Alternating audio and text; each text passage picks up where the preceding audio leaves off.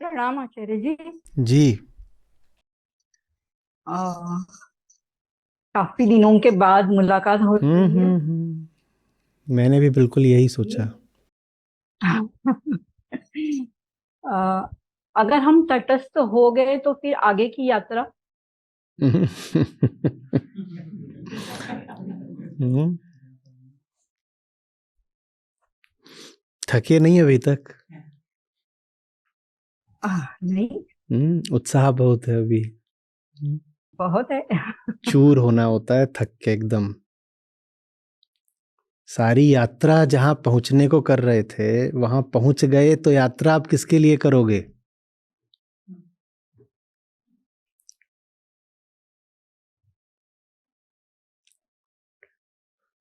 मतलब वो समाप्त। आप प्रश्न पूछने आई। हम्म, और प्रश्न पूछने की जगह आप कहें अब अगला बंदा लाओ ना स्क्रीन पर, तो कैसा हो जाएगा? आपने पूरी प्रक्रिया का पालन करा होगा प्रश्न के लिए, ऐसा वैसा, हाँ, 3-4 उसमें कदम होंगे, उसके बाद आप प्रश्न पूछने आए। वो पूरी प्रक्रिया जिस मुकाम तक आने के लिए थी, उस मुकाम पर आने के बाद अब कहें नहीं नहीं अभी आगे जाना है, तो ये कैसा हो जाएगा?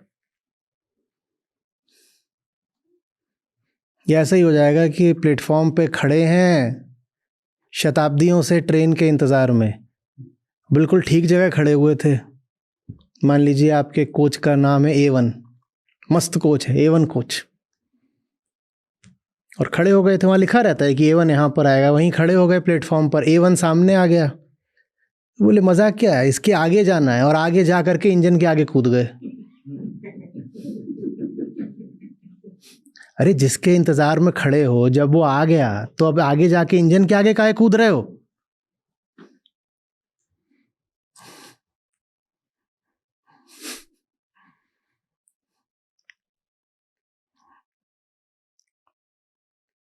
हम भूल जाते हैं कि यात्रा यात्रा के लिए नहीं की जाती, यात्रा मंजिल के लिए की जाती है। यात्रा की लत लग जाती है, यही तो नशा है ना, यही तो मूर्छा है। यात्रा चलती रहे, चलती रहे, पर यात्रा में सार्थकता तभी है जब मंजिल याद रहे और मंजिल की दिशा रहे। नहीं तो यात्रा नहीं है, फिर वो भटकाव है। यात्रा करने में और भटकने में कुछ तो अंतर होता होगा। भटकने का क्या मतलब है? ना अपना पता है ना मंजिल का पता है, बस यूं ही इधर उधर यादृच्छिक जिधर को पांव पड़े उधर को निकल लिए, और कई बार तो गोल गोल घूम लिए, कहीं पहुंचे भी नहीं, लेकिन लग यही रहा है कि कहीं को जा रहे हैं। हाँ, तो चलना है, जीवन भर चलना है। उपनिषद कहते हैं चरैवेति चरैवेति। पर आत्मा को यहां दिल में संजो के चलना है ना। हवाओं के साथ यूं ही इधर उधर थोड़ी बह निकलना है। हवाएं माने प्रकृति, पर हम बहे बहुत हैं तो लत लग गई है। हुँ? कोई आदतवश इधर उधर भटकता हो वो एक बात है, और कोई सार्थक यात्रा करता हो वो बिल्कुल दूसरी बात है। गौर से नहीं देखेंगे तो दोनों की गति एक जैसी दिखेगी। आप सड़क पर निकलिए, 2 लोग चले जा रहे हैं, क्या आप बता पाएंगी इनमें से कौन भटक रहा है और कौन मंजिल की तरफ बढ़ रहा है? नहीं बता पाएंगे, क्योंकि दोनों टांगे चला रहे हैं, दोनों के कदम बढ़ रहे हैं, वो दोनों की गति लगभग एक समान दिखाई देगी, तो नहीं पता चलता। लेकिन फर्क बहुत बड़ा है। अपने आप से पूछना पड़ेगा हमें, यूं ही चल रहे हैं या दिल में मंजिल के लिए कोई प्यार भी है? अब प्यार तो तब आएगा ना जब मंजिल का कुछ बोध होगा। जिसका पता ही नहीं उससे प्यार कैसे कर लोगे? फिर बस भटकोगे। लेकिन भटकने में भी अक्सर वही सम्मान मिल जाता है जो खरे यात्रियों को मिलता है। क्योंकि दूर से देखने पर दोनों की गति एक जैसी दिखती है। कोई सधा हुआ मंजिल के प्रति निष्ठा रखता हुआ यात्री हो, वो भी चल रहा होगा तो कैसे चलेगा? और इसको मान लो इज्जत मिल रही है चलने के लिए, क्योंकि क्या कर रहा है? चल रहा है। पर ये लक्ष्य के प्रति, साध्य के प्रति निष्ठा रखते हुए चल रहा है। और एक भटक रहा है तो वो भी कैसे चल रहा है? तो इसको जो सम्मान मिलता है ना, वही कई बार इसको भी मिल जाता है। तो इसको लगता है इसको भटकने के लिए सम्मान मिला है, तो कहता है और भटको। जब भटकने पर भी सम्मान आदि मिल ही जाते हैं तो और भटको। भाई वो सम्मान वगैरह या जो भी आपको मिल गया जीवन में, वो बस संयोग से मिल गया, और संयोग से मिला कभी फलता नहीं है।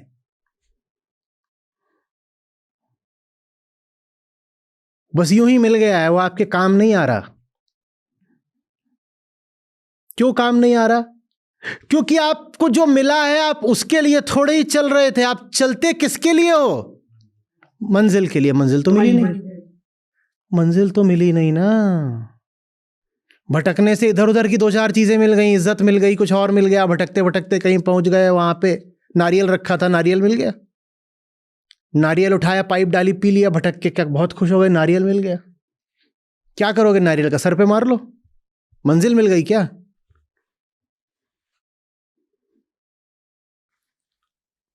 पर भटकने से भी कुछ इधर उधर के लाभ हो जाते हैं। तो हमें ऐसा भ्रम हो जाता है कि भटकना भी यात्रा ही है। भटकना यात्रा नहीं कहलाता। बिल्कुल हो सकता है कि आपने जीवन में बहुत फासला तय करा हो, बस रैंडमली चले तो बहुत, पहुंचने का कोई नामो निशान नहीं। ज्यादातर हम सबकी यही कहानी है। चले तो बहुत, कोई पूछे पहुंचे कहाँ, और जब कोई पूछे पहुंचे कहाँ तो हम क्या बोल देते हैं? अजी साहब। तब हम शायर हो जाते हैं। सारी शायरी इसी में तो काम आती है। अजी साहब, लुत्फ तो चलने में है। अच्छा, लुत्फ अगर चलने में है तो तुमको हम रेगिस्तान की तपती रेत पर छोड़े देते हैं, फिर बता देना कि लुत्फ तो चलने में है। लुत्फ अगर चलने में है तो तिहाड़ की किसी सेल के अंदर छोड़े देते हैं, वहां ऐसे चलना गोल गोल और कहना लुत्फ तो चलने में है। फालतू चलने में कोई लुत्फ नहीं होता।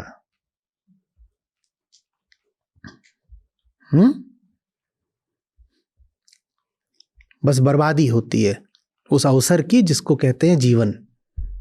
क्या किया? जैसे गाड़ी लेकर बहुत लोग बोलते हैं ना, निकल गए। कहाँ? कहीं जा थोड़ी रहे हैं। जहाँ सड़क मिली वहीं गोल गोल घूमे, इधर उधर करे, 2 घंटा तेल जलाया, वापस आ गए। बहुत लोग इसको भी बोल देते हैं जॉय राइड, लॉन्ग ड्राइव। इसमें जॉय क्या था भाई? इसमें क्या जॉय था? एक आदमी है जो उसी गाड़ी से मंजिल तक पहुंच जाता है, और एक आदमी है जो तेल जला के जहां चला था वहीं वापस आ जाता है। इसमें जॉय क्या है? तेल फूका बस।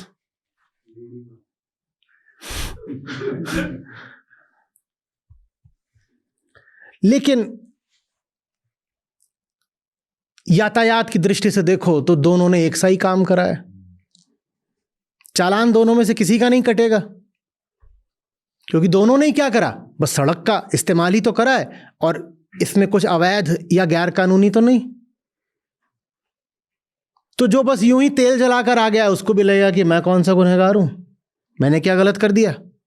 कुछ नहीं गलत किया साहब। कानून की नजर से आपने कुछ गलत नहीं किया, जिंदगी की नजर से बहुत कुछ गलत कर दिया। समाज आपको दोषी नहीं बोलने वाला, न कानून, लेकिन जिंदगी के गुनहगार हो गए आप।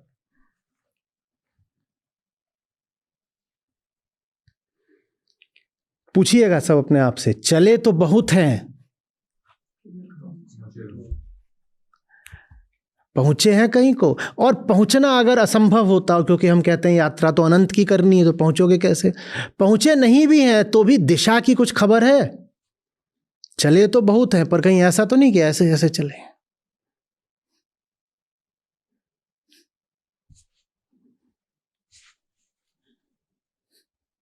यात्रा कोई अपने आप में बड़ी ऊंची बात नहीं होती है। ये सफर वगैरह को हमने बहुत हद तक यूं ही महिमा मंडित कर रखा है। The glorified journey. क्या सफर तो मेरे जूतों ने भी बहुत करा है, गंजे हो गए सब।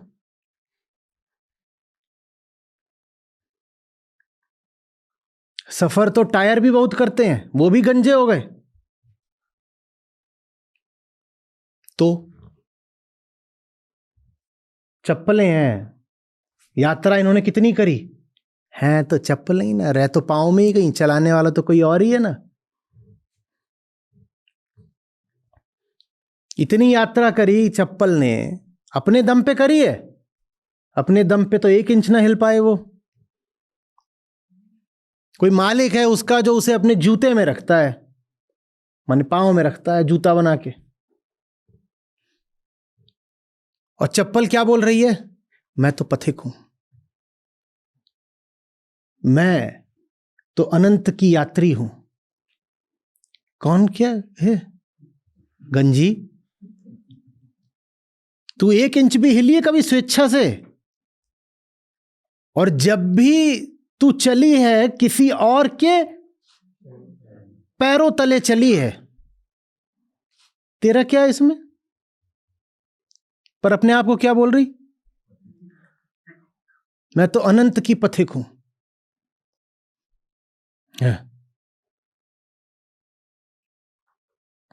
तो यात्रा करने भर से बहुत प्रसन्न मत हो जाइएगा। हम बहुत व्यस्त रहते हैं, दिन भर काम करते हैं, यहां से वहां पहुंच गए, जिंदगी में इतना आगे बढ़ गए, बड़ी तरक्की कर ली, तो तो यहां पे लिखना है बड़ा बड़ा क्या? तो प्रश्न चिन्ह के आगे तो पूछता है आपसे, सो व्हाट? मिला क्या? पहुंचे कहां?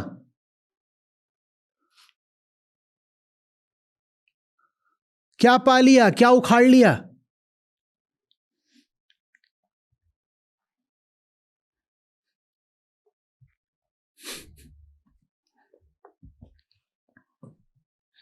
भाषा जब सजग होने लगेगी ना, तो हर वाक्य के बाद विराम नहीं लगेगा, तो लगेगा, ताकि वाक्य लिखने वाला ठहर जाए, आगे ना बढ़े। कुछ भी लिखो, उसके आगे क्या लिखना है? तो। बस तो, पूर्ण विराम, अल्प विराम सब हटाओ, जो भी लिखो उसके आगे बोलो तो।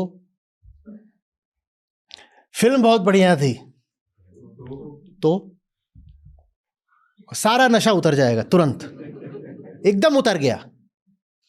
हाँ, ये बात तो सही है, फिल्म बहुत बढ़िया थी, लेकिन खाली के खाली।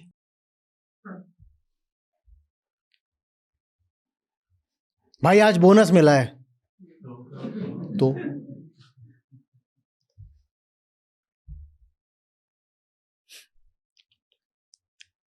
बाजार गए थे पर दुकान बंद हो गई, तो हाँ, बोले सामान नहीं मिला, तो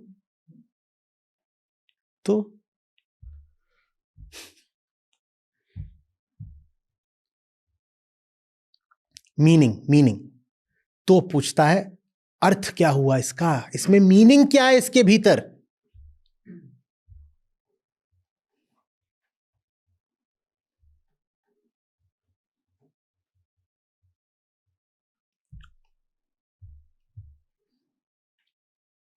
अहम को अर्थ चाहिए।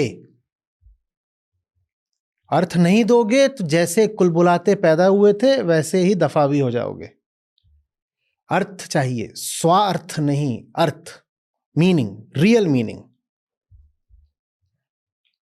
उसको पर्पस भी कह सकते हैं। तो पूछता है कुछ इसमें मीनिंग है, कोई पर्पस है, या बस देखा है? वो मिला क्या जिसके लिए तड़पते रहे हो? तो आपसे ये सवाल करता है, वो मिला क्या?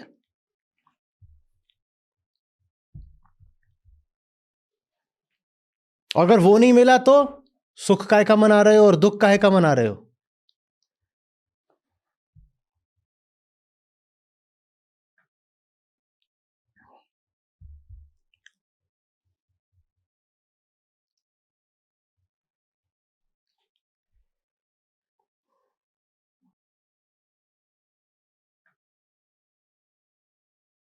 फ्रैंकल की है, Victor Frankl, man's search for meaning.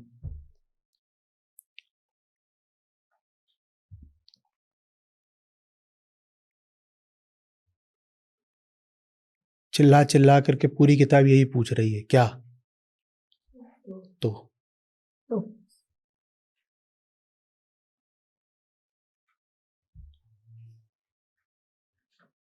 सोट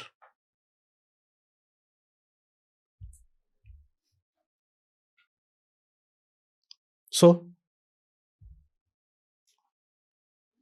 हिंदी अंग्रेजी यहां बहने हो गई, हिंदी में तो, अंग्रेजी में सो। This was such a long and hard day.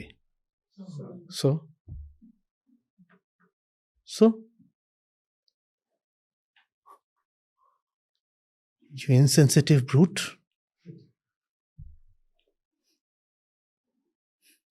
Yeah. So,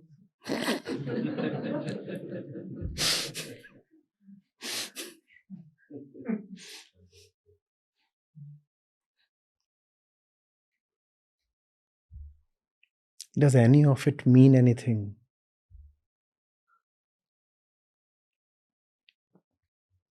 And if it doesn't, why the hell are you just getting tired? One thing to travel, another thing to just get tired. Tired and worn out.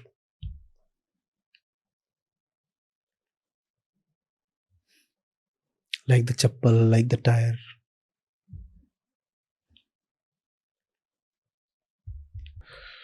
So, with a disdainful shrug.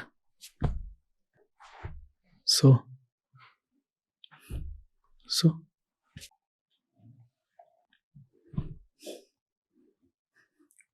ये एक चीज है जो उपनिषदों की परंपरा में नहीं मिलती, पश्चिम में है और मुझे बड़ी पसंद आती है, ये कंधों का उचकाना, the shrugging of the shoulders. इसमें जो अवहेलना है, जो उपेक्षा, जो अनादर है, जो कंटेम्प्ट है, जो डिस्डेन है, वो निराला है। बोलना ही नहीं पड़ता है, कंधे उचका दो हो जाता है।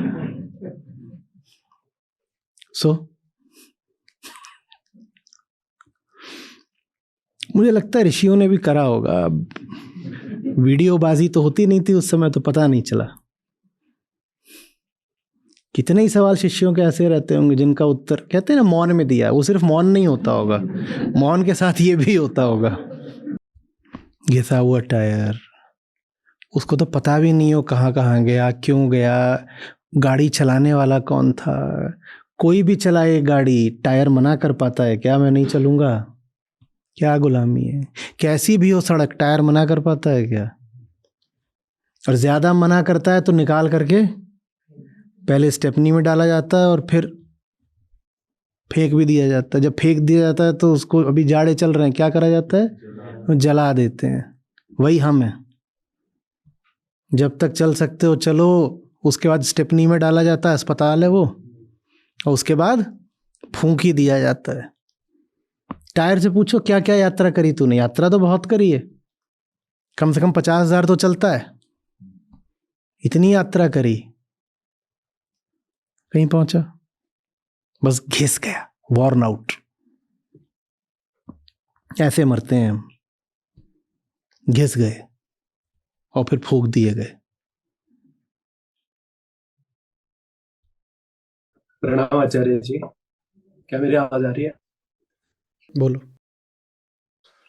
तो आचार्य नागार्जुन ने पिछले सत्र में कहा था कि जो बाहर हो रहा है, जो परिवर्तन हो रहा है, उसमें अगर आयामगत बदलाव नहीं है तो वो शून्य है। तो आज हमने सीखा कि जो समय का प्रवाह है वो मूलतः अहंकार का प्रवाह है, जो समय की धारा है। पर आचार्य जी पिछले सत्र में जैसे आचार्य नागार्जुन ने कहा था कि ये सब शून्य है, तो फिर समय का प्रवाह तो पूरा शून्य हो गया उसके हिसाब से। और आपने आपने ये भी कहा था कि यदि अपूर्ण पूरा सिकुड़ भी जाए, अपूर्ण पूरा सिकुड़ भी जाए तो भी पूर्ण वो नहीं होता। पूर्ण नहीं हो सकता। उस सपोज एक पानी की धारा बह रही है, तो उसमें अगर एक बूंद भी पानी बचता है तो उसके इर्द गिर्द उसका तट वो बना लेता है। तो बाहर जो कुछ है, ठीक ठीक ठीक, बाहर जो कुछ है उसमें परिवर्तन दिखाई पड़ता है, पर नागार्जुन हमसे कह रहे थे कि कोई भी परिवर्तन असत को सत नहीं बना देता। और आज हम कह रहे थे कि कपड़ा कितना भी बदलता रहे दुखी, कपड़े बदलने से दुखी मुक्त नहीं हो जाता। बाहर का जो परिवर्तन है, जैसे वो असत को सत नहीं बनाता, वैसे ही धारा में बह के कहीं भी पहुंच जाओ, स्थिति बदल जाती है, समय देश काल ये वो सब बदल जाता है, लेकिन आप तो नहीं बदलते ना। आचार्य जी, पर जैसे आचार्य नागार्जुन ने तो पूरी धारा को ही शून्य बना दिया, तो फिर क्या तट ही बचता है?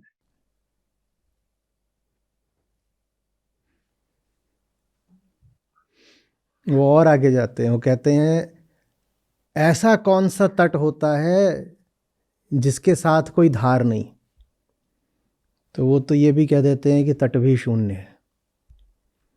तट शब्द का अर्थ भी तभी है ना जब दो तटों के मध्य कोई धार हो। जब धार ही नहीं तो तट कैसा। हाँ, तो कह देते हैं मुक्ति भी शून्य है, क्योंकि अहम अहम हो तो ना आत्मा की बात करें। आत्मा क्या है? अहम की मुक्ति का नाम आत्मा है। अहम की मुक्ति का नाम आत्मा है। और अहम ही अगर शून्य हो तो फिर तो आत्मा भी शून्य हो गई ना। तो इसलिए बौद्ध दर्शन में आत्मा भी शून्य है, मुक्ति भी शून्य है, निर्वाण भी शून्य है, क्योंकि वो जो धार है वही शून्य है। कह रहे बहती प्रतीत हो रही है। अब बहने का मतलब है बदलना। इसमें बदल तो कुछ रहा नहीं। जब कुछ बदल ही नहीं रहा, असत असत ही रह जा रहा है, तो हम क्यों माने कि कुछ बदल रहा है? बदलाव तो तब माने ना जब सचमुच कुछ बदले। यहां सचमुच कुछ कभी भी नहीं बदलता, मिट्टी मिट्टी ही रह जाती है। इस दुनिया में कभी कुछ सचमुच तो बदला नहीं।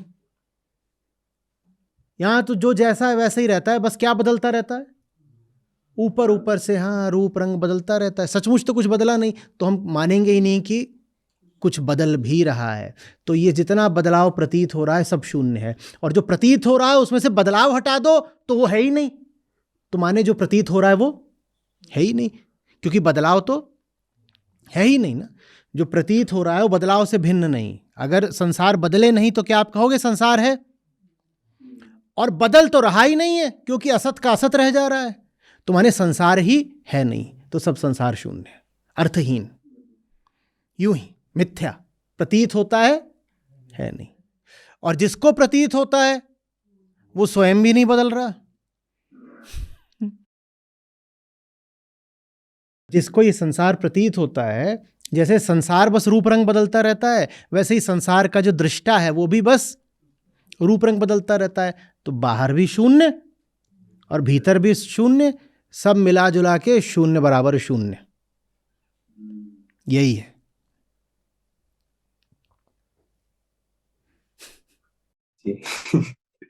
समझ गया आचार्य, धन्यवाद। आत्मा बोध है, प्राण है, जगत का कल्याण है। आत्मा नहीं तो सर्वत्र सब निरर्थ नाशवान है। आत्मा बोध है, प्राण है, जगत का कल्याण है। आत्मा नहीं तो सर्वत्र सब निरर्थ नाशवान है। आत्मा अपनी प्रकृति पर आई ध्यान दे और जान ले। आत्मा से प्रेम ही धर्म है, प्रेम भले ही प्राण ले। आत्मा अपनी प्रकृति पर आई ध्यान दे और जान ले। आत्मा से प्रेम ही धर्म है, प्रेम भले ही प्राण ले।